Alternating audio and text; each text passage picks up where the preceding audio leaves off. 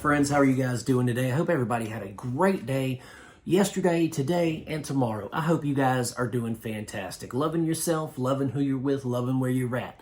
That's what life's all about. You got to embrace the suck sometimes. If it's bad, smile through it, guys. Today, thank you for stopping in. We're going to be talking about Lair of the White Worm from 1988, directed by Mr. Ken Russell. Hit that like and subscribe button before we get started here so that you can get notified when I talk about cool and interesting new things. So Lair of the White Worm, let's talk about this. This is a vampire movie from the late 80s. It stars Hugh Grant, Amanda Donahoe. I think her name's Amanda Donahoe. Yep, Amanda Donahoe and Peter Capaldi. Peter Capaldi's like an archaeologist. Hugh Grant is like the heir to this like dukedom or something like that over there. He's like an earl.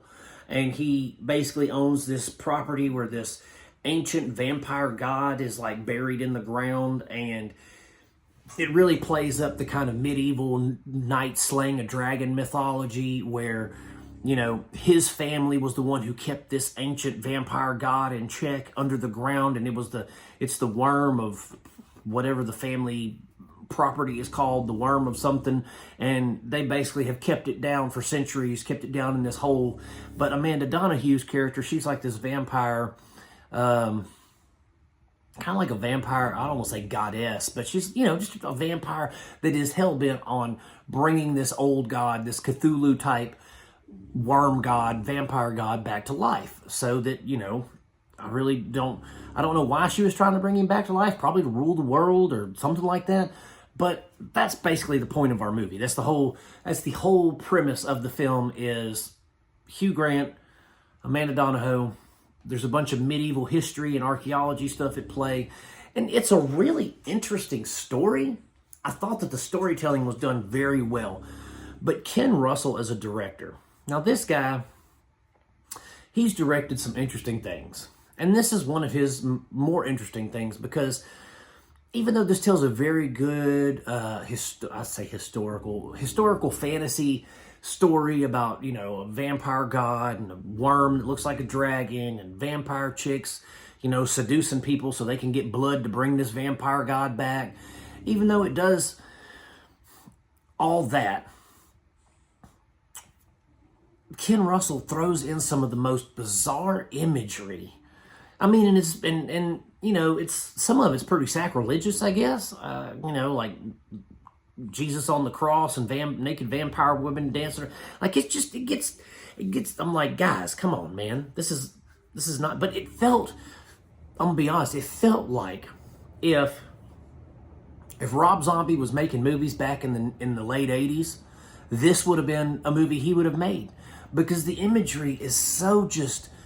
It felt like a drug-induced fever dream. Like I'm sitting there and I have been on a 80-day bender and I'm coming down and I'm just like, I don't know what's going on. I don't know what's real. And this is what I would see. That's what I imagine.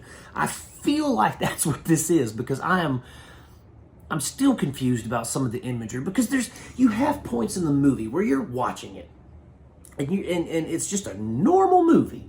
Normal cinematography, normal dialogue, everything. And then all of a sudden, it's like we go to Dreamland and there's fire and crosses and demons and vampires and nuns and just, it's wild imagery, man. But I understand why he did. It's to provoke the emotions that he got from me. That's the exact reason why that imagery's in there. Why does a picture speaks more than 1,000 words. And so there we go. Those images were in there to make you unsettled, to make you not feel right, to show you, hey, this is evil. When he goes to sleep and he has dreams of this woman and she invades his dreams, they're not good dreams. They're not pleasant dreams at all. They are nightmares, night terrors. And the imagery is appropriate to depict that. So as much as I guess I had a problem with the imagery. As much as I had a problem with the imagery, I understand why it was in there. I understand the purpose behind it. Was it artistic imagery? I didn't think so. I mean, sure, it was unsettling and it served its purpose, but I don't think that it was, I don't say tasteful, because there's nothing tasteful about a horror movie. That's the whole reason you watch them, is so to be distasteful. But I don't know. It's just the movie overall I enjoyed.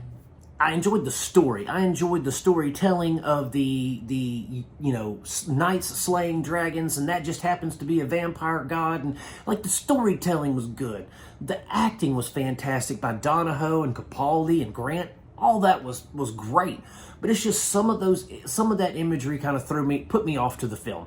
And when I was younger, I was like, oh yeah, rock and roll, that's metal, baby. Like I thought that kind of stuff was so cool. But now, I'm just, maybe I'm old, maybe I'm jaded, maybe I'm old and jaded. But either way, just some things don't sit well with me. But at the same time, I am not somebody who's going to be like, oh, I didn't like it because it didn't sit. That's the whole point, is for it to not sit well with you. It's supposed to make you uncomfortable. So it served its purpose. The movie overall is good. I suggest it if you want to see. If you've never seen Lair of the White Worm, you should go check it out on Prime, Pluto, Tubi. You've got options, baby. Go check it out. It is worth your time. But be warned beforehand. There are some pretty, a lot of nudity, a lot of sexuality, and there's a little bit of some unsettling imagery in there. So that's just forewarning for you. If you're sensitive about stuff like that, maybe don't watch it. But it is worth your time if you're a fan of horror movies, the horror genre, vampire stories, whatever. Check it out. It is worth it. You will like it, and you can tell me about it in the comments after you watch it. Thanks so much for hanging out with me, guys. Remember, hit that like and subscribe button on the way out. If you have seen Lair of the White Worm and you want to share some thoughts on it, by all means, please respond in the comments section, guys. And as always, I am going to keep making them as long as you keep watching them, my friends. Peace out. God bless you, and I will see you soon.